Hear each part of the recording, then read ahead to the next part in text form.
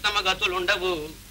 విన్నారు కదమ్మా, అపుత్రస్య గతిర్నాస్తి అని పురాణాలు ఘోషిస్తున్నాయి. పుత్రుడు తిలోదకాలు వదిలి ఉత్తర క్రియలు జరిపిస్తేనే తప్ప జీవుడికి సద్గతులు లభించవు. ఏటో కన్నకుడు కాకుండా పోయాడు. ఆ దిగులతో బాబుగారు దివంగతులయ్యారు. అమ్మగారేమో నిద్రాహారాలు మానేసి నిరసించిపోతున్నారు. అల్లుడు గారైనా ఈ ఆస్తి మీద అజమాయిషీ చేస్తూ అండగా ఉంటారనుకుని అమ్మాయికి పెళ్లి చేస్తే వారు అలా అయిపోయారు. నాకు పూర్తిగా మతిపోయింది. నా కర్తవ్యం ఏంటో నాకు తెలియటం లేదు. సిద్ధాంతి గారు, ఇప్పుడు మీరే మాకు ఏదైనా దారి చూపించారు. కష్టాలు వచ్చినప్పుడే మనోధైర్యం కావాలి. ప్రస్తుత కర్తవ్యం ఒకటే. వీరి దాయాదుల్లో ఒక కుర్రాన్ని దత్తత చేసుకుని అతని చేత కర్మకాండ జరిపిస్తే తప్ప బాబుగారి ఆత్మకు శాంతి సద్గతులు లభించవు. అలా సద్గతులు లభించనంత వరకు ఆ జీవుడు ఇక్కడే ఈ చుట్టుపట్ల అలల్లా ఆడుతూ తిరుగుతూ ఉంటాడు. ఇలా జీవుణ్ణి హింసించిన పాపం ఉన్నవాళ్ళని చుట్టుకుంటుంది. ఇది నేను చెప్పేది కాదు, పురాణాలు ఘోషిస్తున్నాయి. పురాణాలే కదండి మనకు ప్రమాణం. అందులో చెప్పిన మార్గం అవశ్యం అనుసరణీయం. ఏమంటారమ్మా? నేనేమి చెప్పే స్థితిలో లేను. నన్ను బాధ పెట్టకండి. మీ ఇష్టం వచ్చినట్లు చేయండి. అలా అంటే ఎలా అమ్మగారు? మీరు యజమానులు, మేము సేవకులు. మీరు ఆజ్ఞాపించాలి, మేము అనుసరించాలి. ఆజ్ఞాపించే శక్తి లేకపోతే కనీసం అనుమతించాలి. మీ దాయాదుల్లో ఏ కుర్రవాడైనా తీసుకొచ్చి దత్తత స్వీకార మహోత్సవానికి ఏర్పాటు చేయాలి. కాదు, మీకు ఇష్టం కాదు. సరే, అలాగే కానివ్వండి.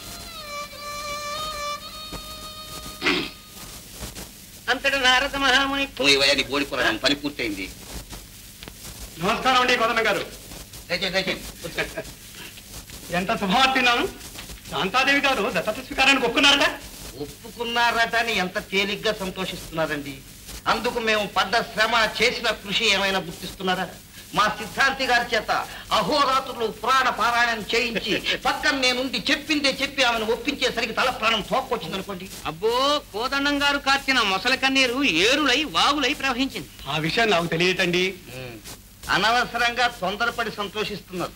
మీ కుర్రాన్ని దత్తత తీసుకోవడానికి ఆమె ససేవిరా ఒప్పుకోలేదు. అరే, మీరు ఏర్పాటు చేస్తున్నారుగా. అన్నానండి, అన్న దోషానికే ఇంత గ్రంథం నడపాల్సి వచ్చింది. ఆవిడ దృష్టి మరో కుర్రాడి మీద ఉంటే ఆ దృష్టి మీ కుర్రాడి మీదకి మళ్లించడానికి యజ్ఞం చేసినంత పని అయిందనుకో. నాకు తెలుసు అండి, నాకు తెలుసు. ఇదంతా మీ తలవే. మీ కష్టం ఉంచుకోలేండి.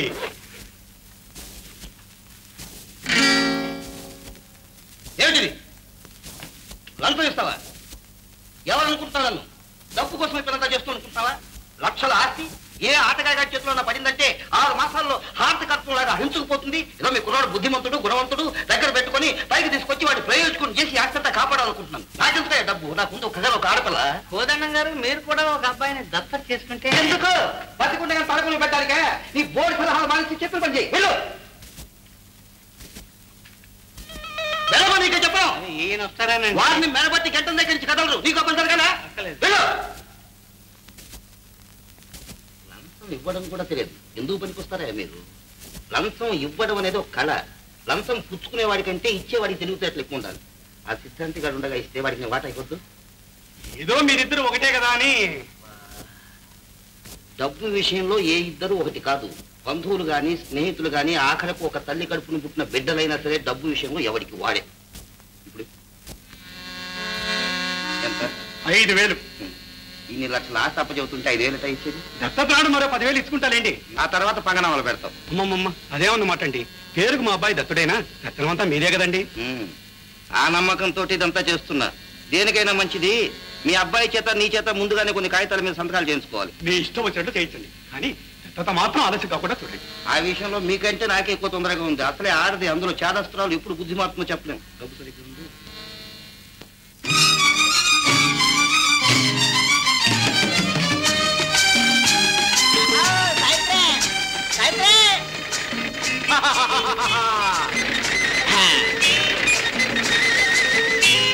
ఏమిటి బావా ఇది? ట్రాక్టరే. ఎక్కడిది? కొన్నాగా. కారు కొంటాన్నావుగా? ఎడ చూసినా కార్ యాక్సిడెంట్ లేగా. ఇదైతే దోకలేదు. నేను గుద్దాననుకో అవతలోడే ఎగిరిపోతాడు. చూడు సాయిత్రే, ఊళ్ళో ఉంటే పొలం దున్నుకోవచ్చు, పట్ట వచ్చి షికారు రావచ్చు. ఆహా, సరే నేను వస్తా. సావిత్రి, మన సంగతి ఏం చేశా? ఏ సంగతి బావా? అదే నా పెళ్లి సంగతి. చేసుకో. ఏంది నేను చేసుకునేది? పేడ. ఇద్దరం కలిసి కదా చేసుకోవాలా. చూడు సాయిత్రి, నేను నాకిచ్చి చేస్తానని మీ నాన్న నాతో చెప్పాడు. అదెట్లా బావా? నేను చదువుకున్నదాన్ని, నువ్వు చదువుకోలేదే. ఏం చేయమంటావు? రాందే ఎడవ చదువు ఎట్టకు రాదని కనీసం కవిత్వం అన్న రాద్దాం అని మొదలెట్టా. కవిత్వమే? ఏ నాకు చేత కాదనుకున్నావా? రాత్రి ఇంట్లో ఉక్కగా ఉంటాను, అలా ఎల్లి గొడ్ల పాకలో పడుకున్నా. ఎన్నిట్లో గేదె కనిపించింది, వెంటనే కవిత్వం వచ్చేసింది. పాట రాశా, చదవనా? చదువు చదువు. గేదె వచ్చను గంతులేశను. ఏ సావిత్రి, పూర్తిగా ఆయన కూడా నవ్వితే నా కోపం వస్తుంది. ఐఎమ్ సారీ బావా, పాడు.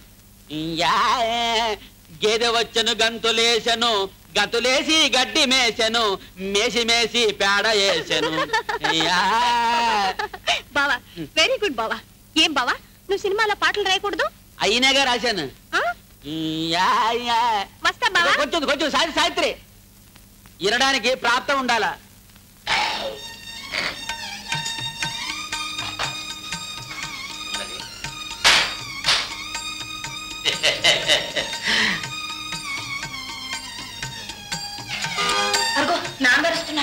మామగారా రండి. ఏమిటి లేటు? రైలు బండి 2 గంటలు లేటు. అసలు వచ్చింది, అందుకు సంతోషించండి. ఆరోగ్యం బాగుంటుందా నాన్నగారు? పర్వాలేదమ్మా, బాగానే ఉంది. ఏమిటి అలా నిలబడి చూస్తావు? కాలు కడుక్కుని నీళ్ళు పట్టుకురా. అలాగే. అలాగే భోజనం చేద్దురు కానీ. అలాగే చేద్దాం.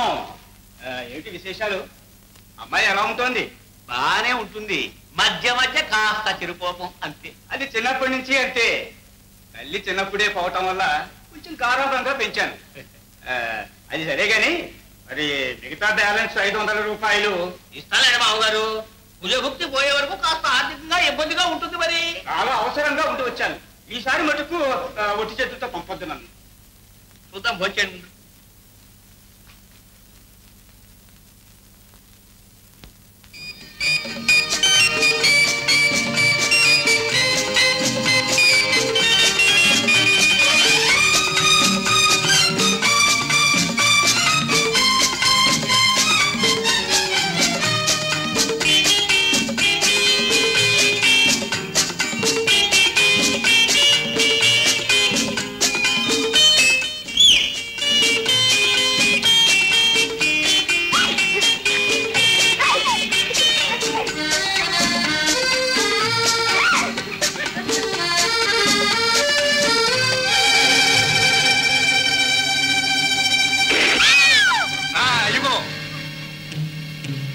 నగలు కాదు, మరేం కావాలి? చీర.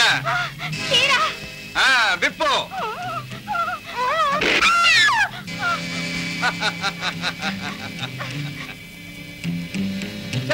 దీపావళి సరుకు.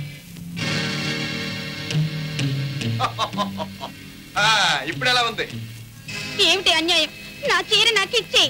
చీర అన్యాయమా? అవ్వాలి నా బట్టలెత్తు పారిపోవటం మాత్రం అన్యాయం కాదు. నువ్వా? వాడే వీడు.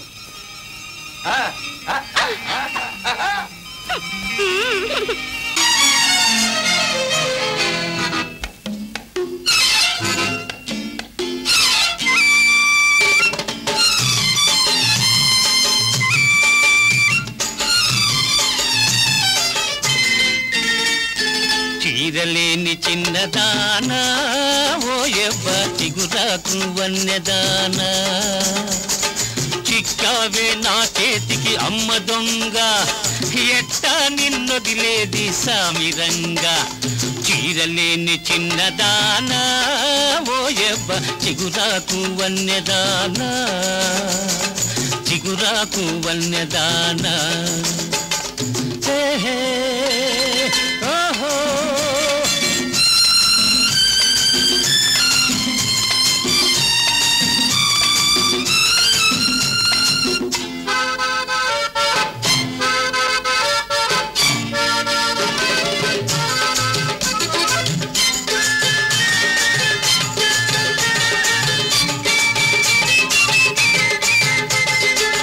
మంచకాడ నాటి రాతిరి వంచన చేశావే, మరిచావా వంచన చేశావే. పోతూ పోతూ నా గుండెల్లో దూసుకుపోయావే, కిల్లాడి దూసుకుపోయావే.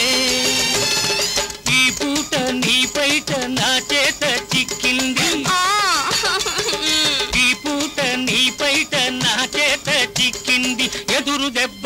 ఉన్నావే ఎక్కడికెళతావే చీరలేని చిన్నదానా ఓయప్ప చిగురాకు వన్నెదానా చిగురాకు వన్నెదానా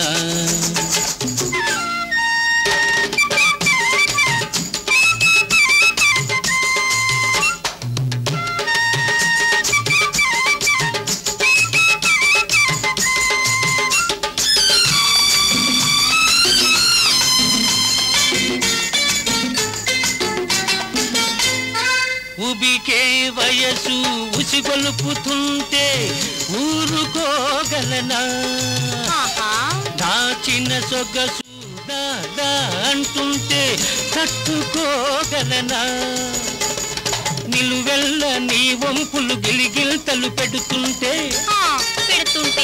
నిలువెల్ల నీ వంపులు గిలిగిల్తలు పెడుతుంటే ఓపలేకున్నాను ఓ పిల్ల